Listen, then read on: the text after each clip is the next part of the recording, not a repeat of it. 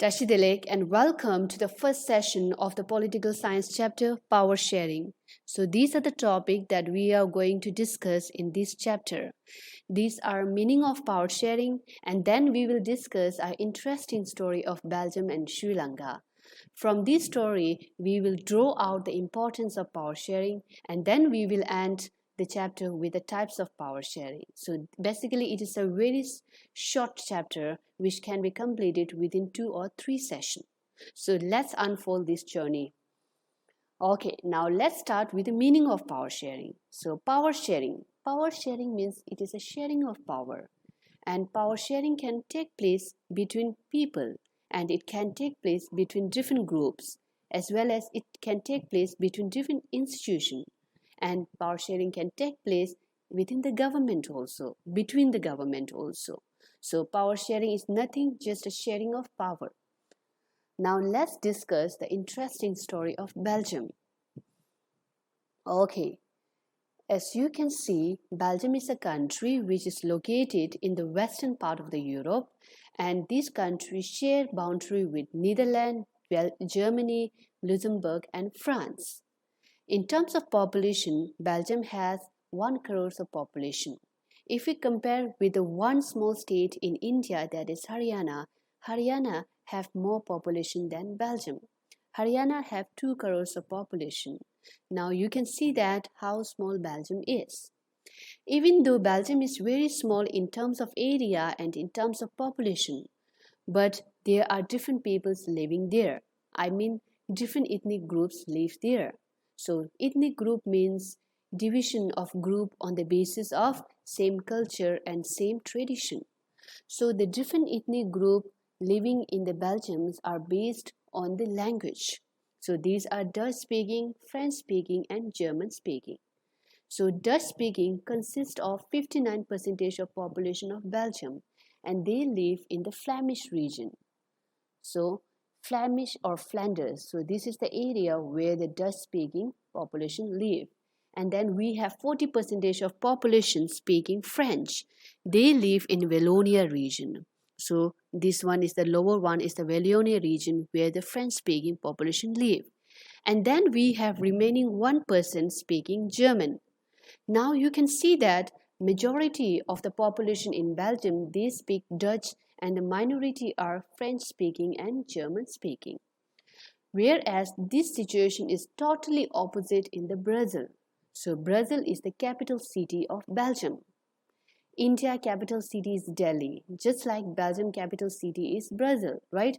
So in Brazil, they are majority French speaking. It consists of 80% of the population, whereas the minority is Dutch speaking. It consists of 20% of the population. Now you can see that the situation in Belgium is totally very complicated, right? Okay.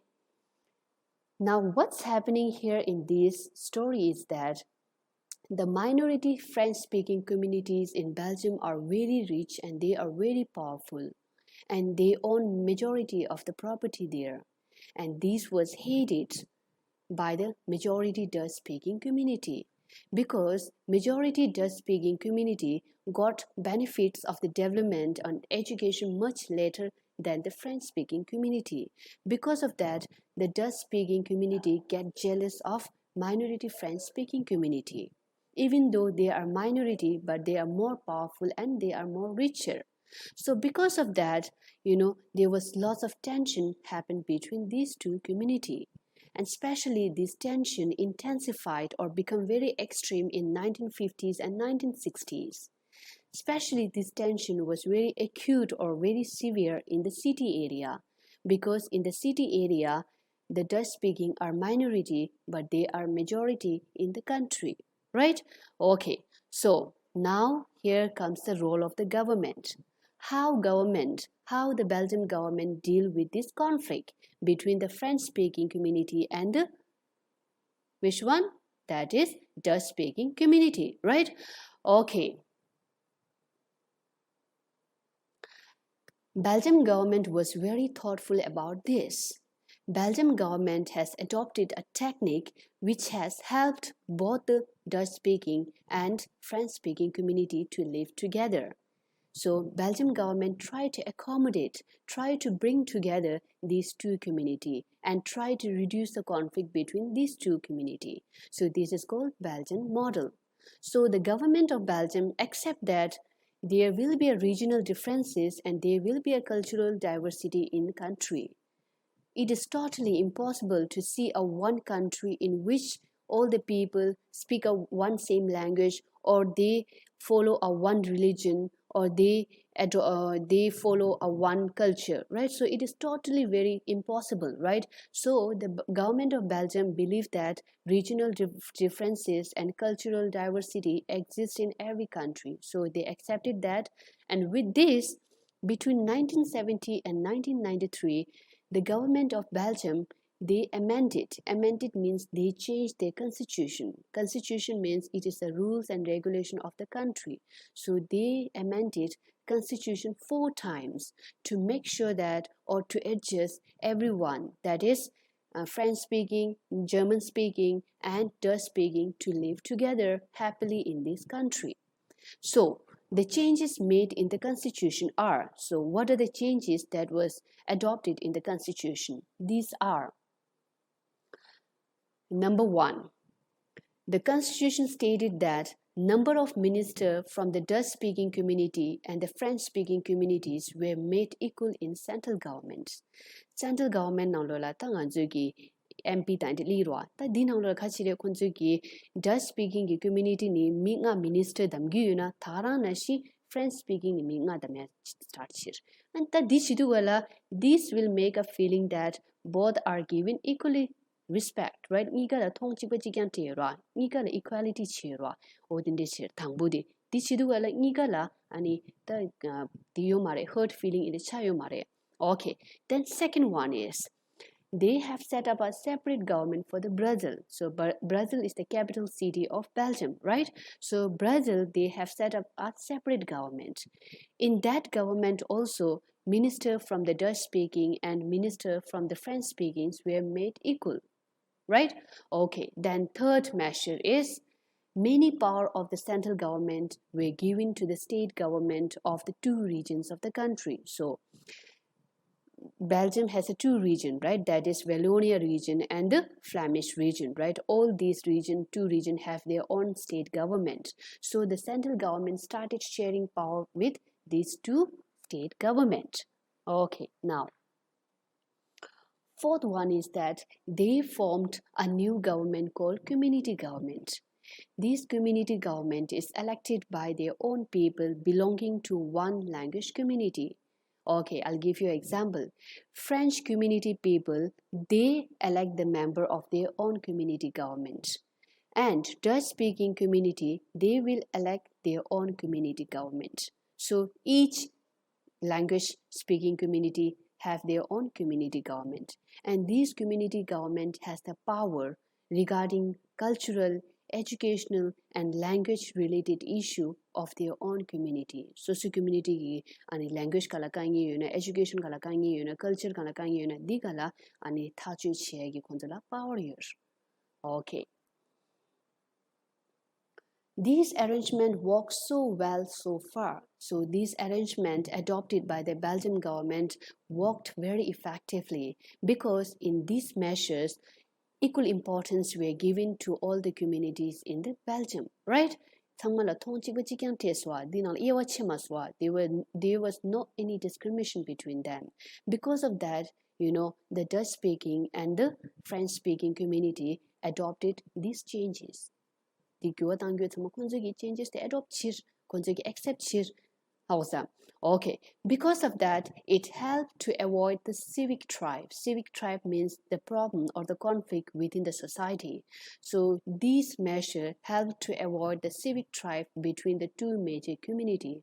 So the conflict between these 2 major communities has reduced because of these effective measures adopted by the Belgian government. Not only that, the European Union, right? So the Europe country has formed a union, the European Union, and they has chose Brazil as a headquarter. So they has chose the capital city, Brazil, as the headquarter and a main center because of Belgian model, because of these measures adopted by the Belgian government.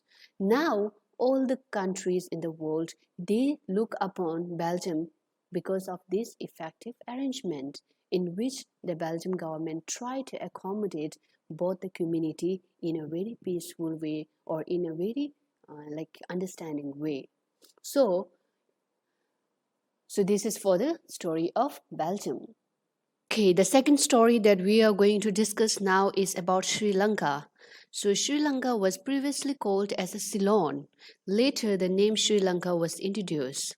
So Sri Lanka is an island nation. Island nation means it is a country which is surrounded by water on all sides. And this country is located few kilometers away from the southern coastal area of Tamil Nadu. And Sri Lanka was before under the control of British. Later in 1948 they got independent. And in Sri Lanka there are over 2 crores of population. Even though this is very less as compared to the other country population, but there are varieties of diverse population living there. So let me look at the diverse population living in Sri Lanka. These are Tamil speakers, Sinhala speakers, and other speakers. So these are mainly divided on the basis of the language they speak. Okay, so 18% of the people living in Sri Lanka are Tamil speaker, whereas 74% of the population in Sri Lanka speaks Sinhala, and the remaining 8% they speak other languages. Now you can see that here the majority, 74% of the population in Sri Lanka are Sinhala. At the same time, these Sinhala speakers, they practice Buddhism. So majority of the population in Sri Lanka are Sinhala speaker. At the same time, they are Buddhist too. Now, looking at the minority group in Sri Lanka, these are Tamil speaker and other speakers, other language speakers. So, Tamil speakers can be Hindu, Muslim and Christian. And Tamil speakers are of 2 types. These are Sri Lankan Tamil and Indian Tamil. Sri Lankan Tamil means it is the Tamil, they are the Tamil who were born in the Sri Lanka. Whereas Indian Tamils are those Tamil whose forefather means whose fathers, they came from India and they got settled into Sri Lanka as a plantation worker.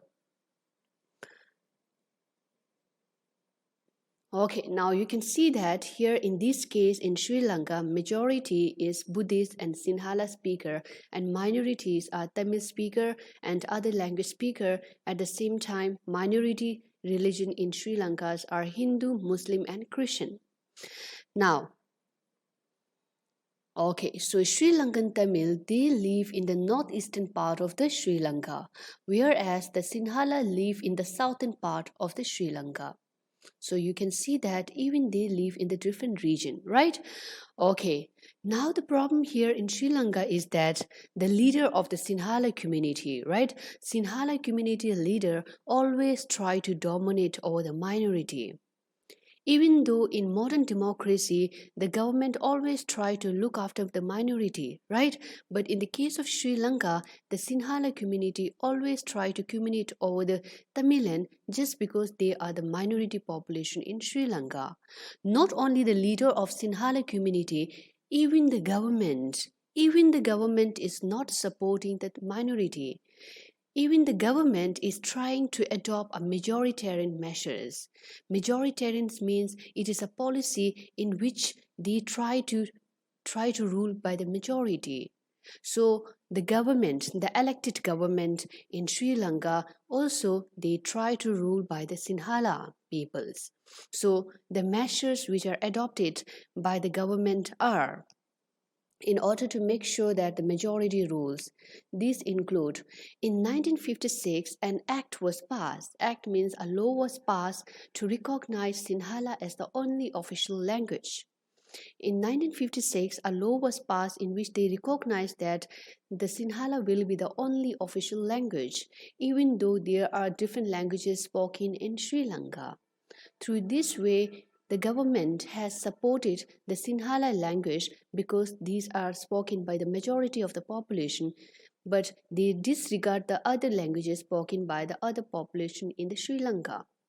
Second one is that government always supported the Sinhala applicant or Sinhala people when it comes to the job opportunity or when it comes to the colleges admission or university position. So through this, government is ignoring the minority groups. Third one is that a new constitution was written. In this new constitution, the government has promised that they will always protect the Buddhism. Why they promise that they will protect the Buddhism? Because Buddhism is a religion which is followed by the majority, which is followed or which is practiced by the majority of the population, that is Sinhala.